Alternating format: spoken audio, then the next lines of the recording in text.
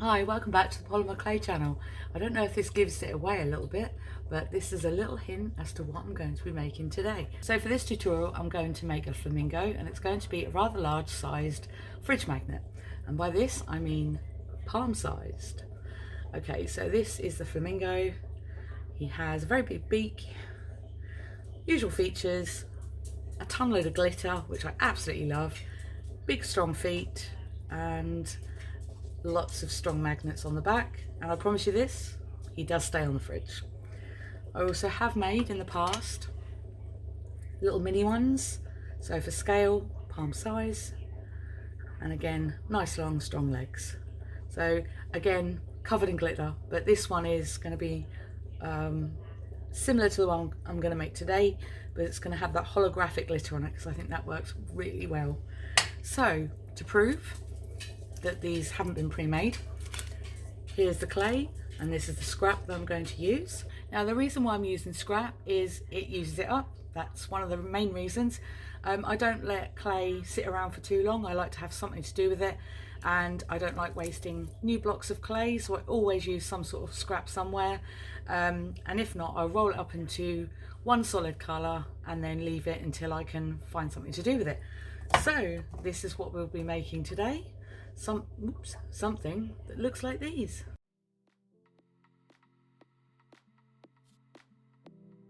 Okay, so I've got everything out here that I'm going to be using today. There seems to be quite a lot actually. I don't seem to use this much, but still.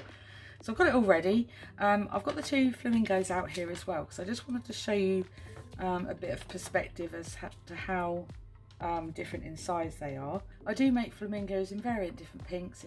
To me it really doesn't matter, but I have noticed that the one that I've mixed here is actually very similar to the colour that I've got here.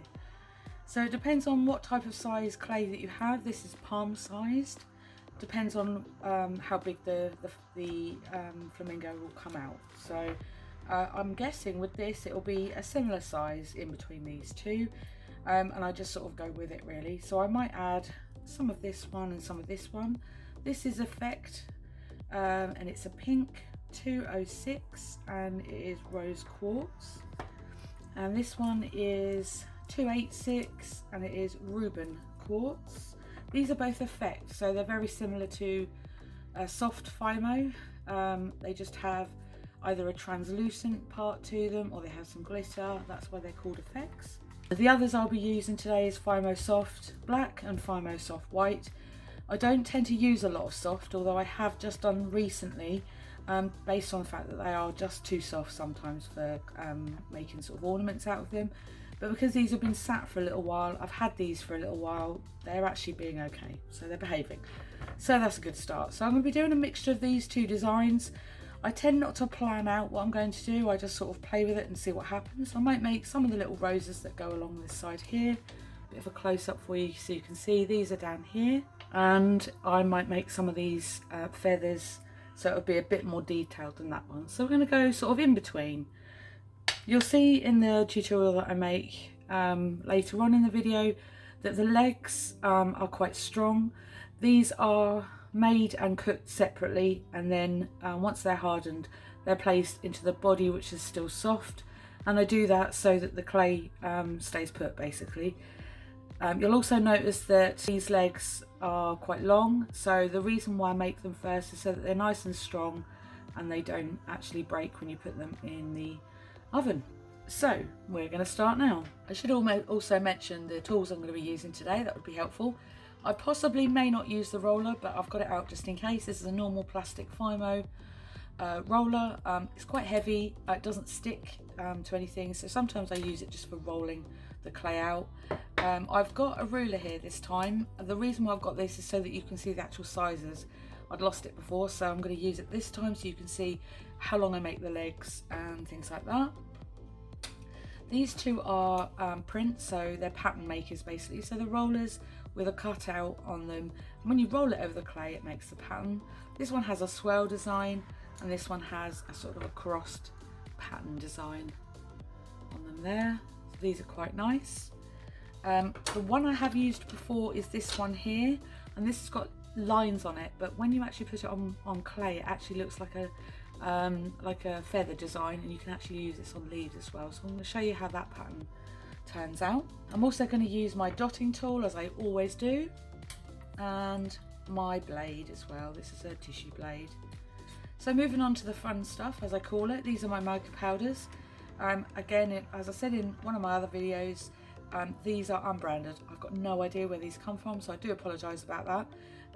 But this one is like a goldy colour. This one's pink, and this one's a silver. So they're the three that I'm going to be using today.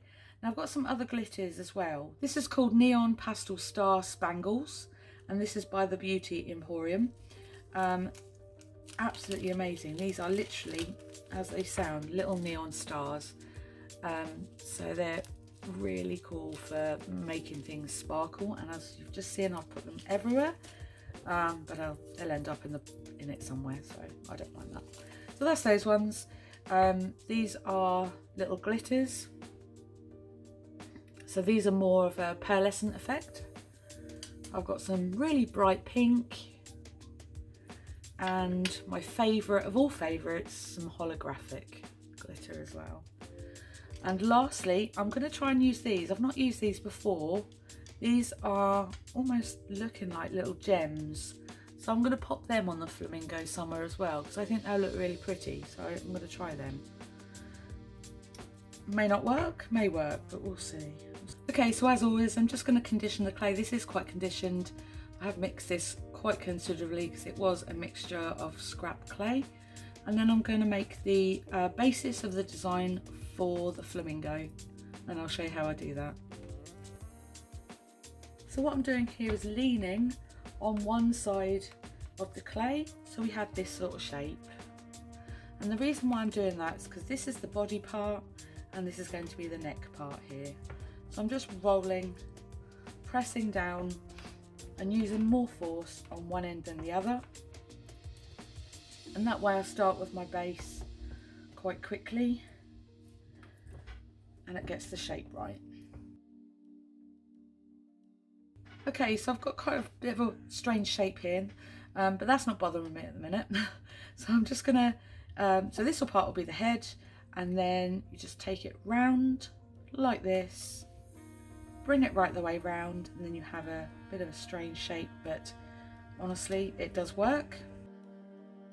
Alright, okay, so we've got a bit of a strange shape here, so I'm just gonna manipulate it round a little bit so that we get a flat side and a rounded top part, because obviously it's going to be a fridge magnet, so it needs to have a good flat base that you can put magnets on.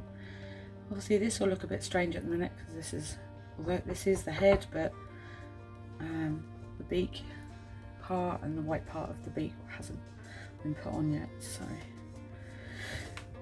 I'm just pressing. So with that, it's making obviously the body bigger and the back part flatter, which is what I want. Now with this part here, as you can see, I'm making a point. This is obviously to give the basis for the feathers, and obviously because it is a bird, it needs a pointy bum.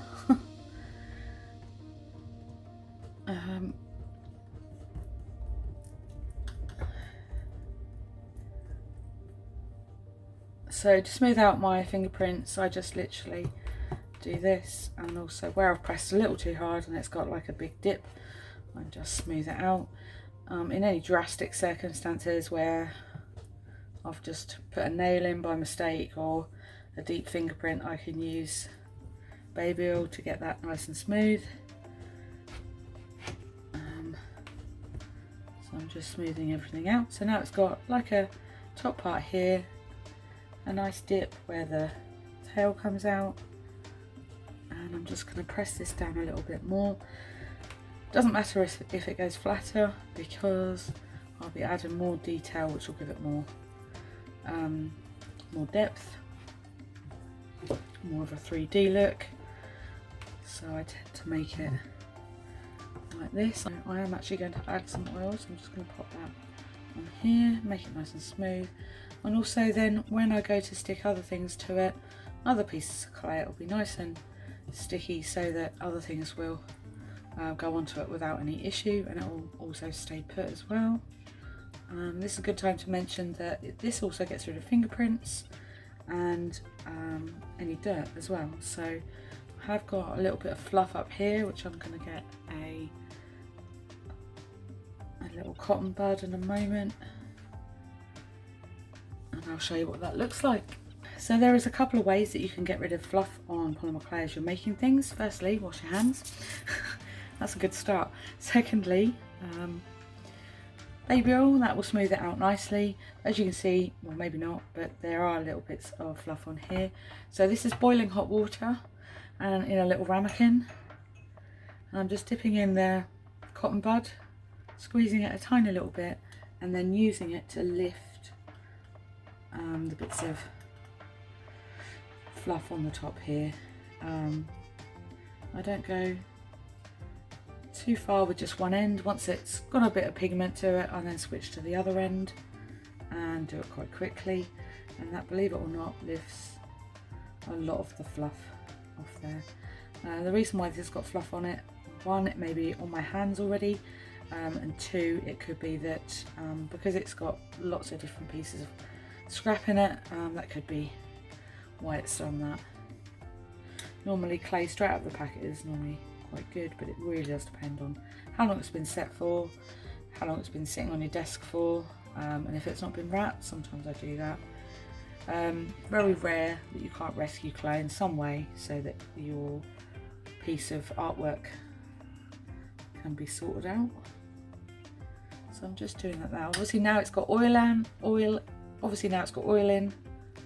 and a little bit of water as well, so there's next to no fingerprints on it as well, so that's good. It's worth mentioning that baby oil does actually help with the smoothing out and also making sure that the clay piece doesn't have any sharp edges. I'm one to like a smooth edge, so I like to manipulate it around with lots of oils. There we go. So now we have the basis of the flamingo. So this is the beginning. Okay, so this is the shape that we've got. Now I'm just going to get my trusted plastic tool and just sharpen the edges in here. And I want it to stay quite close together, based on the fact that the more things that don't come off a piece of clay like this, the more chances it has to staying on there. It just adds the security, so I don't tend to make anything come off too far. Okay, so now I'm going to move on to the nose part before the actual beak. So I'm going to be doing that in white. So this is the size of the ball. Squash it like that so it's flat. Push it up towards the head of the flamingo and then flatten down. And that is as easy as that. And now for the black. So for this I'm going to use the same motion. I'll just show it with my finger this time. Press onto the side and create a point so it has a cone shape. And that's as simple as that. So the more pressure you put on one side, it will quickly go to a point. And that's what I'm looking for the beak. So I'm just going to blunt the edge. And the reason I want to do that is because I want it to attach to this and I don't want to use it, I don't want to squash it too much.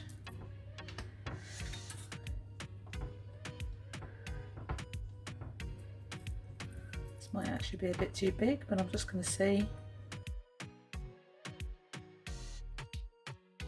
I like to leave a little curve here so it doesn't go right flat and to a point. I like to just leave it like that, and all of this will come up all together. How I would get this off is I would just pop the blade down to an angle and then scrape and lift slightly, and all of this, as it is connected, will come off all at once. So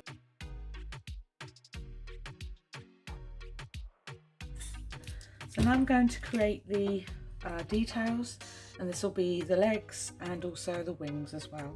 So I'm going to be using a mixture of these two and probably some white as well. Okay, I don't know if you've noticed, but there is little grooves in the packets of FIMO and the majority of FIMO products. The reason for this is it makes it really easy to condition clay and also to divide it up so that you can mix it with other different colours. They do a FIMO Classic and a FIMO Effects blending chart that you can download and print, and it's absolutely amazing. It literally gives you an idea of what to cut off, how many strips and what sizes, so that you can blend that with exactly the same from another colour, and then you'll get the blended effect that you're looking for. Absolutely amazing. I'm not sure if you knew that, but I found that out a few years back and I've been using that technique ever since. So I'm just going to grab these two bits here, and I think that will be enough to create the, actually I'm going to have a bit more.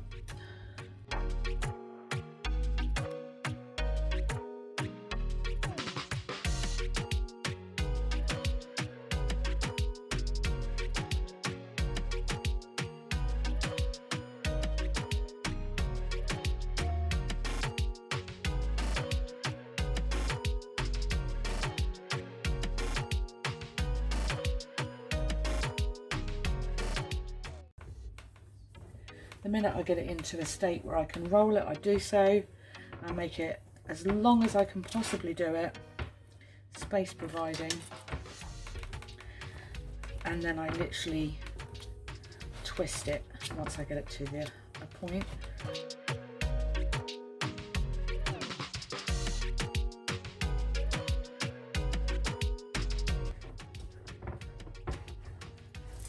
Okay, so once you get it to a point where it could be like this, place the ends together, press the ends together, and give it a good twist. As I said, it is still fairly unconditioned on the inside.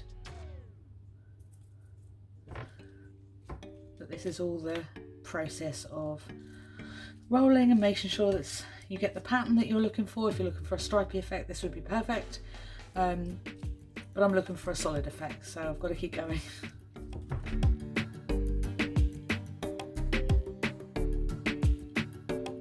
So I'm just going to make the legs now. This involves rolling the clay out to a very long sort of sausage shape. And I've got quite a lot of clay to play with here, so I'm just going to roll that out until I get to the thickness that I think the legs should be. And then I'm just going to check it with the Flamingo.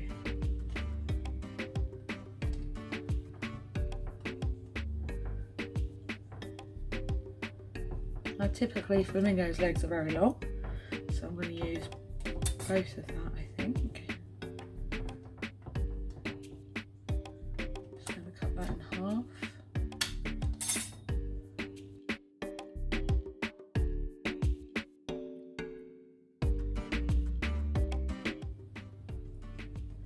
Okay, so to make the Flamingo bend, it does look very strange doing this, because it feels like it should go that way, but in fact it goes forward and then out to an angle. And that's just to give me the idea of where the foot will be, but I'll actually be cutting that off in just a minute. So I'm just going to do the other one.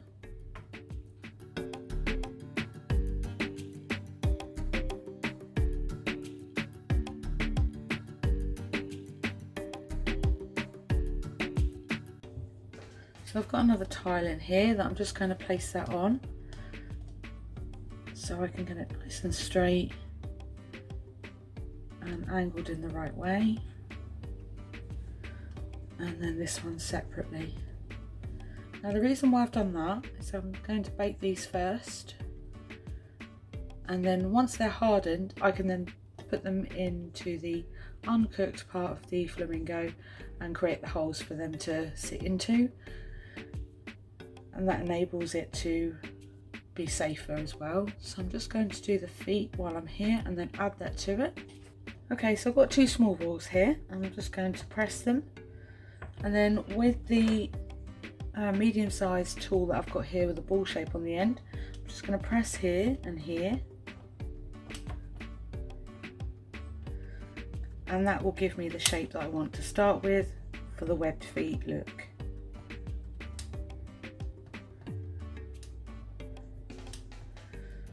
So with that, I can then pinch here, and pinch here. And that instantly gives me a shape that I want to use, like that. So I'm just going to manipulate it a bit more to get the exact shape that I'm looking for.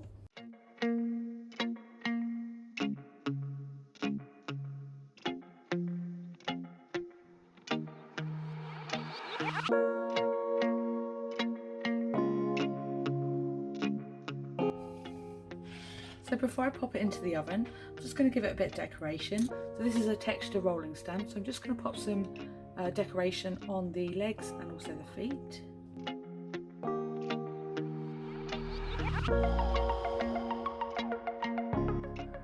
And the reason why I've done that is going to add some mica powders now.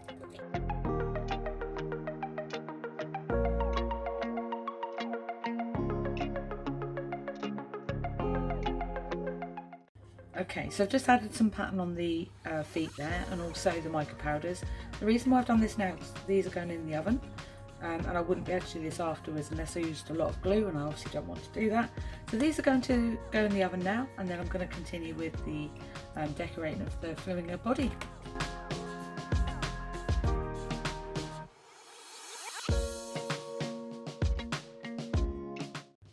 Okay, I've rolled out some flat clay. So this is just the leftover pink that I've got from doing the legs. It has got a bit of swirls in it here and there, but I think that'll add to the design. I think that'll look quite nice. So what I'm going to do here is use some cutters. I've got some heart-shaped cutters, and then I've got some little leaf ones as well. And these are really handy for creating the feathers and also the wings, and I'll show you how I'm going to do that.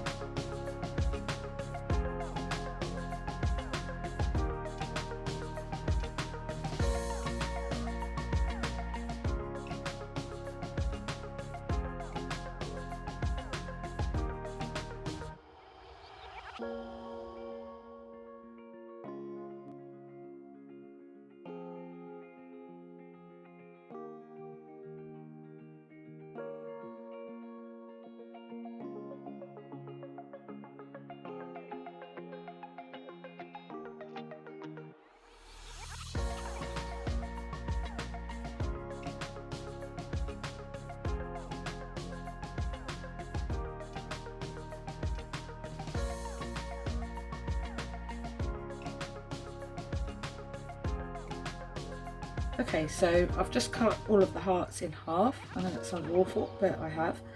This is to create the wings. So I'm just going to use some prints on those. I'm just going to use this one here and the swirly one,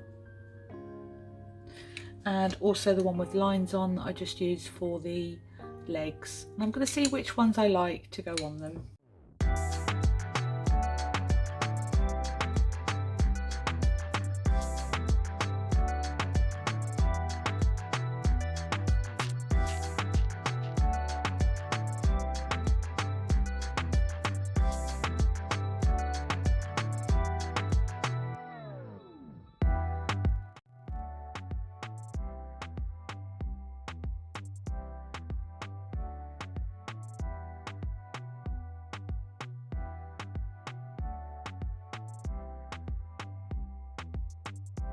So I've used some prints on the actual flamingo itself, and then the hearts that I cut in half I used as almost leaf shapes, and as you can see they look quite nice in this sort of design here. I'm just going to use the smaller ones that I've got here now just to give it a bit more interest and detail, and I'm going to start placing them around the flamingo to give it the 3D effect that I'm looking for.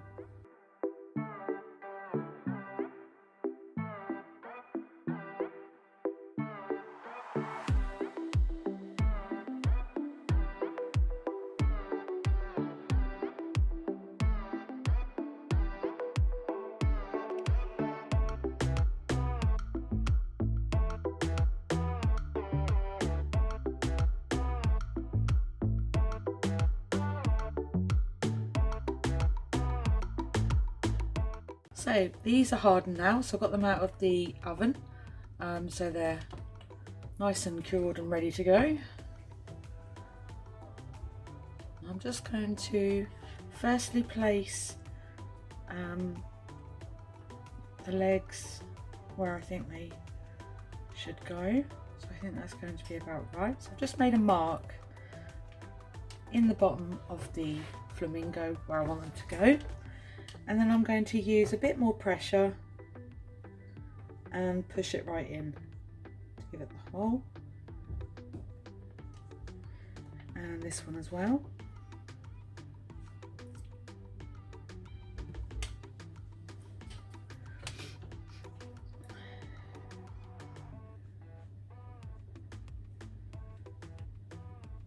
So now they're in place.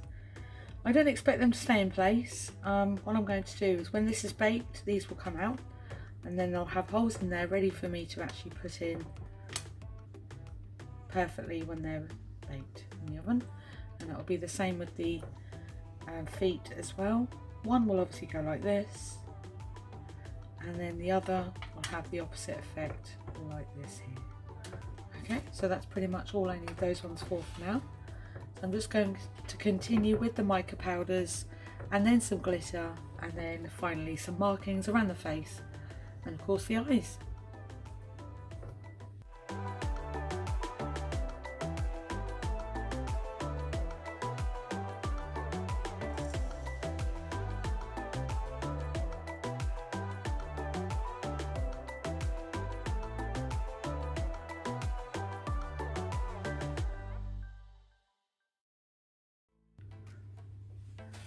Okay, so I've just transferred the flamingo to a smaller tile. What I'm going to do now is just show you one of the techniques to just tidy it up and clean it up a little bit. So this is boiling hot water from a kettle. So I'm just going to pop the cotton bud in there and then just brush it along the white area where I want the fluff or mica powders to come off from, and that does that really well. And as you can see, it does a great job. I'm actually just going to do that on the black part, the beak as well, just to get rid of any dust that's fallen off from there. So now I've done that, I'm just going to make the eye.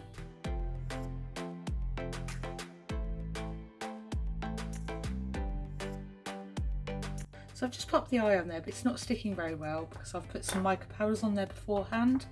So I'm just going to show you a little trick on how to get around that.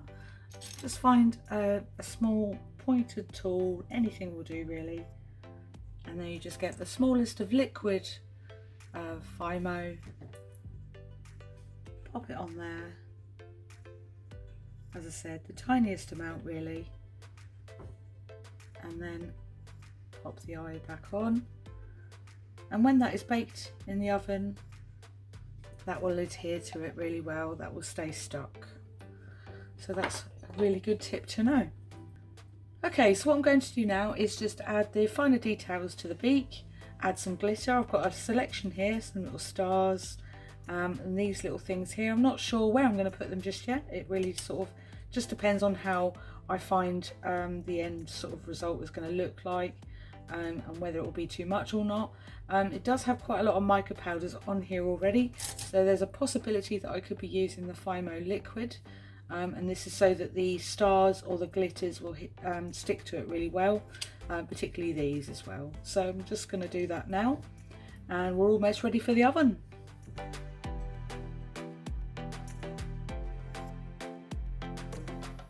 So this is a little tip I'm just going to share with you. If you're not too sure if a particular glitter or something will look very nice, what I do is I just get a scrap piece, press it on,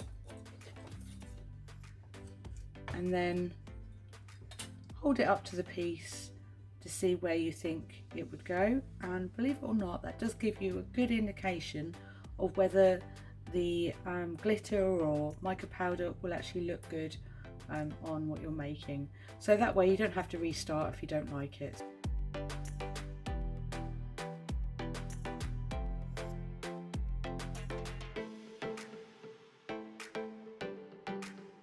So I've just popped some of the FIMO liquid on the legs, because the legs are already hardened, I'm not going to be able to get glitter onto them unless I use this as more like glue really.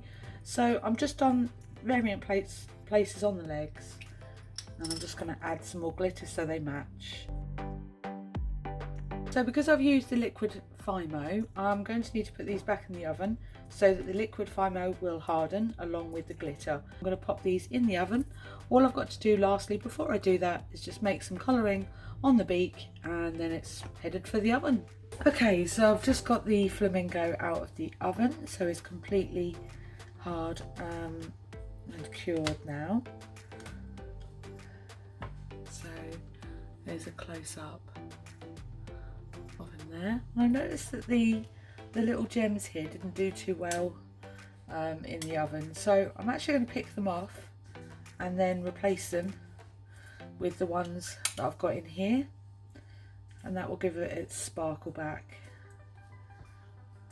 At least I know that they don't work in the oven now. So this bit is just going to be about super gluing and putting the feet on and the legs together, and then popping these little gems back in.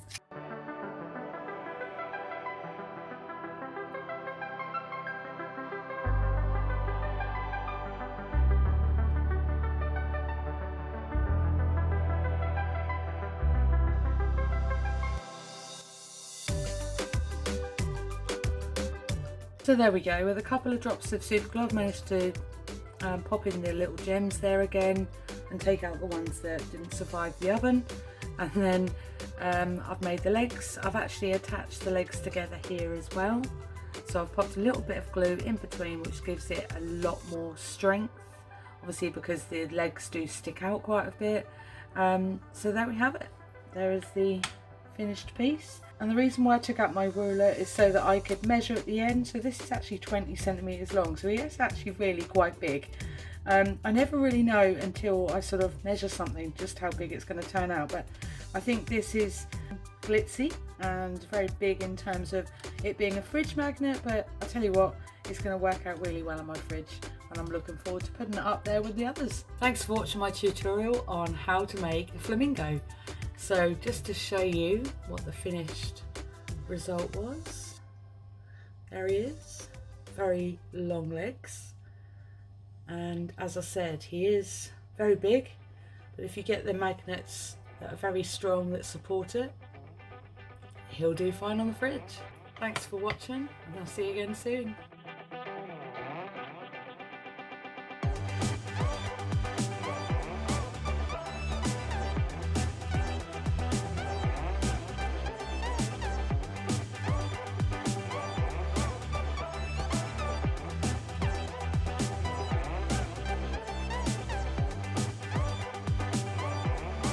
Oh, la-di-da, it's all about the flamingos.